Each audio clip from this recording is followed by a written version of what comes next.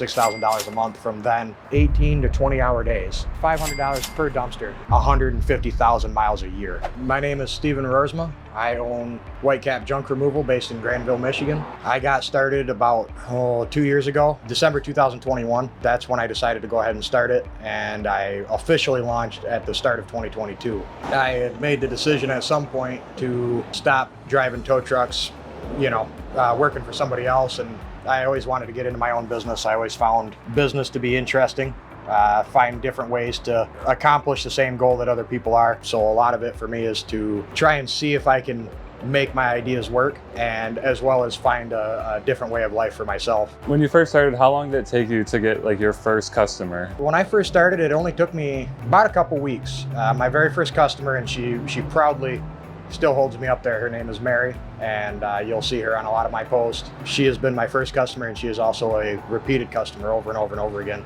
But it didn't take that long. I started in December, so naturally we had to slow down. I picked a wonderful time to start a business, which is right when it's dead for that time of year. But at the same time, I was driving tow trucks anyway, so I wasn't too concerned about jumping right off from the start. I didn't have a whole lot into the business to start with it. I had already owned the truck. I had already owned a trailer, so I could jump out and get proof of concept to find out, can I run this business, and see if I could make it happen, see what was feasible.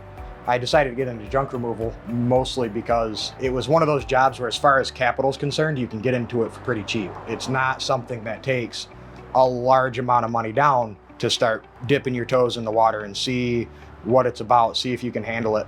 It was just one of those things where you could get into it, test it, and work from there. But as far as getting customers went, as soon as springtime hit, we pretty much started doing $4,000, $5,000, $6,000 a month from then up until about September, November time. Can you talk about how you got your customers? What were you doing for your advertising? Was it social media? Were you doing any paid advertising? So I had tried a lot of things. I tried Angie Leads, I tried Thumbtack, I tried the different lead generation services. I've also tried Google Ads.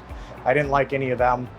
Google Ads for different reasons. I've tried marketing agencies and things like that. And what I found to work is really playing more guerrilla style, yard signs, flyers, being on Facebook groups, talking to people, handing out business cards while I'm out driving a tow truck, just striking up conversations and, working in the fact that I own a business and handing those business cards out. The only advertising I do a lot of is on Facebook. And the reason I do a lot of advertising on Facebook is because it's one of those things where I don't expect to get work out of the advertisements as much as I'm looking to get the brand awareness. People see me, they start to recognize you more and more. It's even gotten to the point now where these trucks that I like to buy, these older Chevy trucks, there's groups for them, and I'm actually starting to recognize that the more I post this truck, the more people recognize it from seeing it in Grand Rapids and things like that, or on Facebook. So I think the brand awareness is starting to work. Can you talk about some of the expenses that come along with your business? The big ones are your equipment,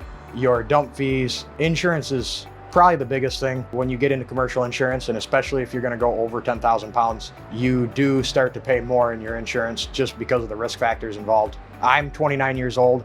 I do have a sorted driving record, but I also drive 150,000 miles a year. So sometimes I'm getting hit, sometimes things just happen in front of me, that sort of deal. So my insurance isn't the worst, but it's more expensive than your average car insurance payment for sure. On top of your umbrella, your liabilities, there's a lot that goes into that. But I think the biggest thing I spend money on is dump fees and fuel. Do you know how much you spend monthly on that? Right now, that's kind of an awkward question because I'm only 2 years in. I turn everything around directly back into the business, as well as the money I make from my W-2. I just shovel everything right back into the business. That's how I got into dumpsters as soon as I did. As well as the fact that I'm only 2 years in, I'm not your conventional junk removal company. I chose a very different path than most other companies. A lot of other guys, they want to build a big business. They want to hire employees. They want to do the office work in the back. And I was never that kind of guy. I didn't like to have coworkers working alongside of me. I don't really like the responsibility of employees because it was said to me a long time ago that when you hire an employee, you're hiring more than just the employee. you're hiring their family.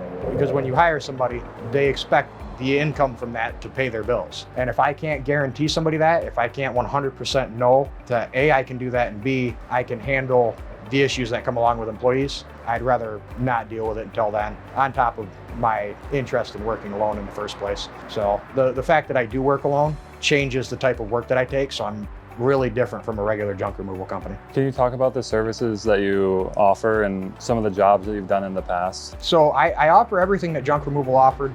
I used to offer it. I did a lot of home cleanouts, basement cleanouts, attic cleanouts, but eventually I started trying to get away from those because being a solo operator, it is very difficult to get heavy items that you can't just cut apart or that you can't just break apart. If it's just dense and heavy, it's difficult to get out of somebody's house when you're by yourself. It's possible, but it's dangerous. So what I eventually found myself falling into was more outside work. I was doing a lot of demolitions, shed removals, concrete tear outs. I was doing excavating. For example, I had a job down in Wayland last year in August, and their parents had used the back 40 of their property as basically their own landfill. So when it came time for them to sell that property, they were looking for help getting the stuff out of there. And in the back 40, you had to take a trail path back there. And really, I was one of the only people that could take that on for a reasonable price. And when I say reasonable, I don't mean extra cheap, you know, for a price that is manageable for your regular homeowner, somebody who's not up on money like that. Because of how I structured the business, I operate with very unconventional equipment. I operate a lot by hand. I don't use a lot of power equipment. If I rent a skid steer, that type of thing. So I fell into some weird niches just by the nature of being solo. A lot of my work came in through demolition and construction and concrete tear outs and whatnot. So how much does this dumpster cost to get, and how many do you have of these? Currently I've only got 3.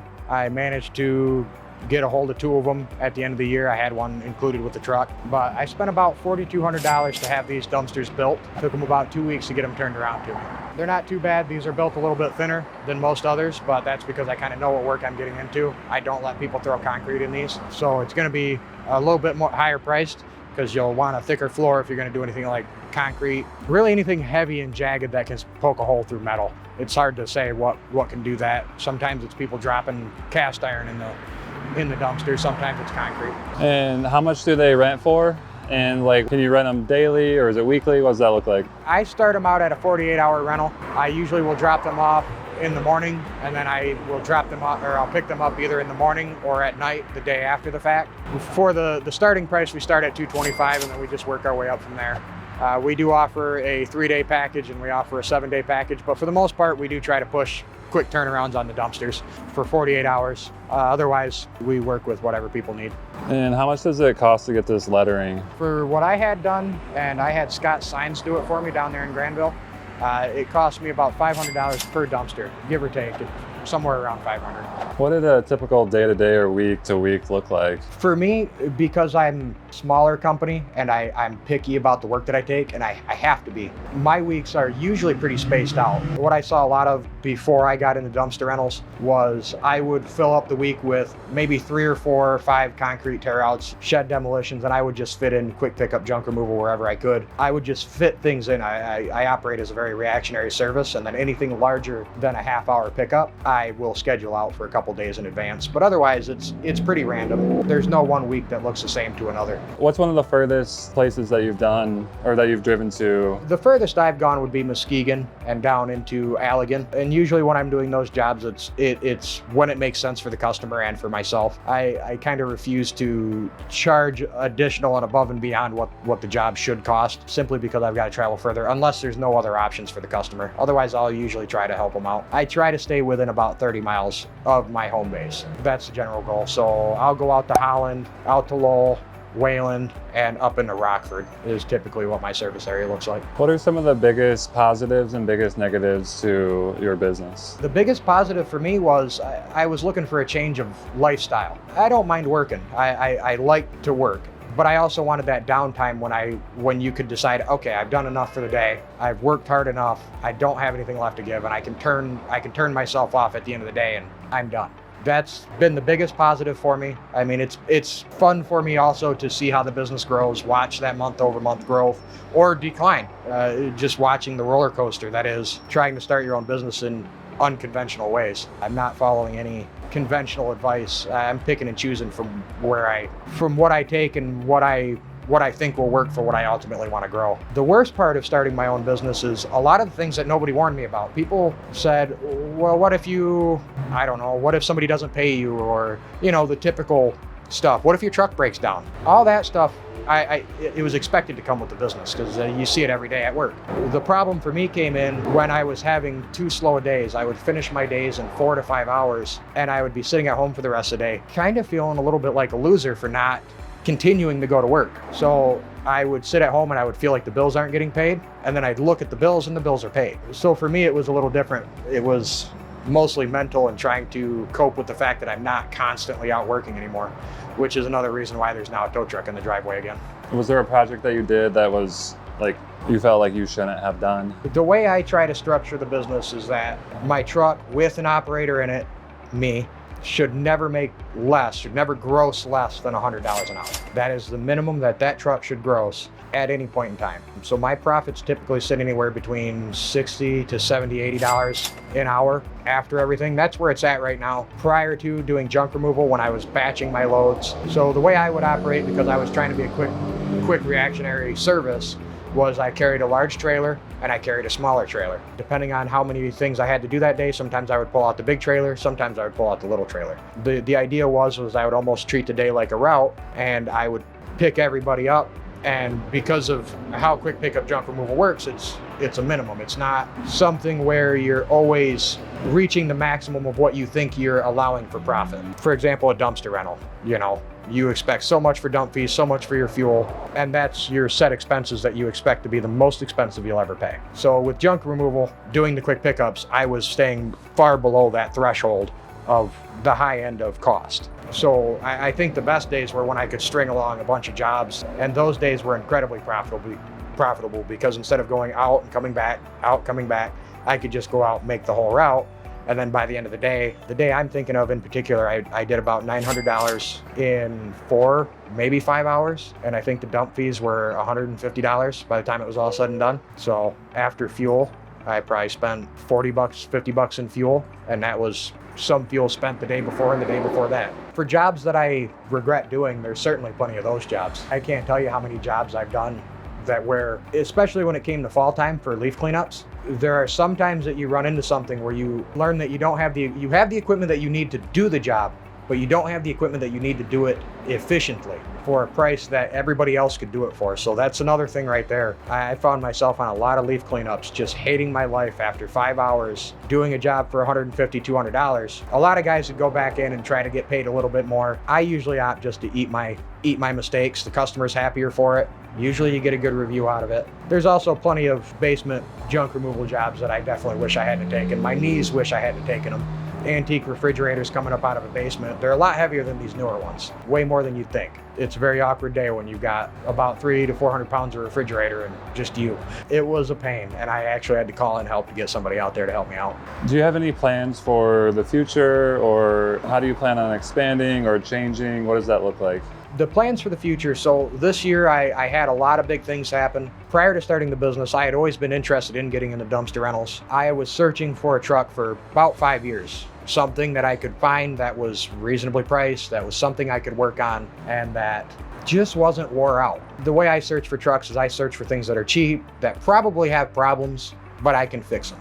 That's the other side of being in business. If you're gonna start out and you're gonna start out from the bottom, you should probably know how to work on some of your stuff. But I had finally this year found a truck that was well below the market rate. Seemed a little too good to be true, but I figured, well, it's a truck that's almost as old as I am, but it's got a system on it that's worth more than the guy's asking for the truck, the system, and a can included. I decided to reach out and grab it, and now my outlook looks a little different. This year I was thinking on continuing on with what I was doing the tear outs, doing the demolitions and whatnot. So the outlook looks very different than it did halfway through this year. The goals for the future ultimately are to get to the point where I have 10, maybe 20 dumpsters.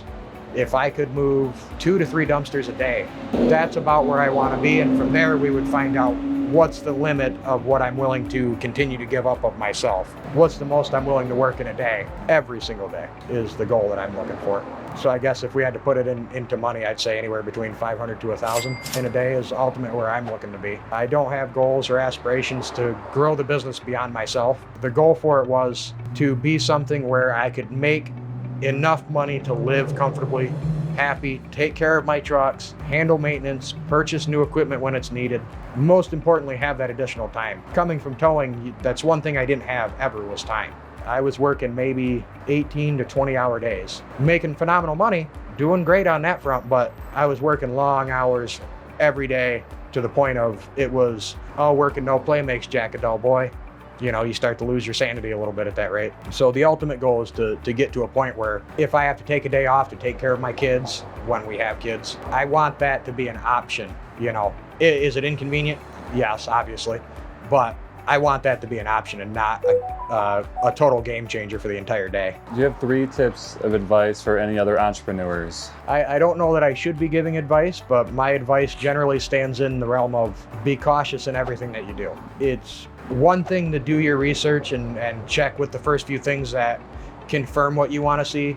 It's another thing to go out and actively search for the things that can go wrong, that will go wrong. I would always advise that anybody who goes into business probably shouldn't start with a bunch of debt. When I started my business, and even down to this truck, this is the only thing I owe money on, is the truck and some dumpsters. And the only reason I owe that money is I've already got the business established and it can support its own debt on top of me working for somebody else. I would tell anybody, stay away from large amounts of debt. Make sure it makes sense that if you were to lose the work from your business, that you can still cover the debt with some other form of income. Must have that security blanket, otherwise you always risk losing the bag by the time it's all said and done. I would say start with cheaper equipment if you can. Make sure you're knowledgeable in more than one area. If you start a business that you need trucks for, that you need lawnmowers for, or anything with an engine, it would do you a lot of good to look into the vehicles that you're purchasing more than just the brochure level. I mean, go into forums, read what guys complain about. You learn a lot of things that you don't necessarily think about. Talk to the